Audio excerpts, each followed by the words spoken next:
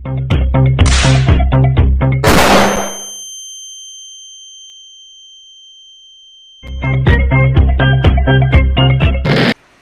everyone! Ever wonder what makes your favorite apps and games and websites so awesome?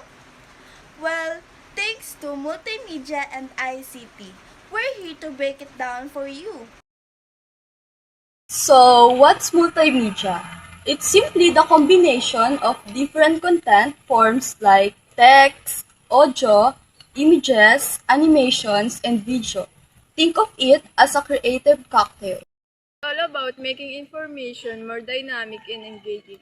Instead of just reading, you're seeing, hearing, and interacting. Favorite movie to simple social media posts. Multimedia is everywhere making our digital world vibrant, rich with content.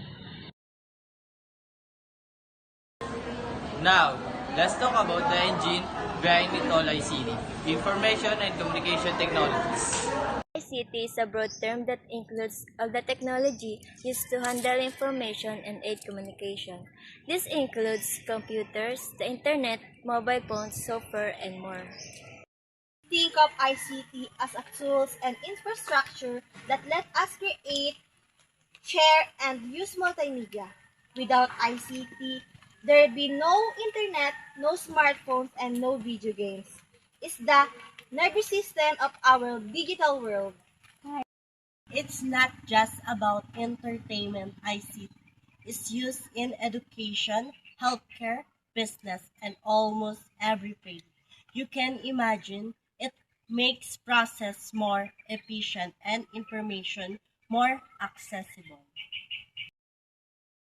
To combine multimedia with ICT, you get a super powerful dual ICT provides. Platforms and tools and multimedia provides the rich content. Multimedia and ICT enhances communication and learning by creating a richer and more engaging experiences. Multimedia transforms static information into dynamic, multi-sensory contents, which ICT then makes accessible to a global audience. This combination has completely transformed our life.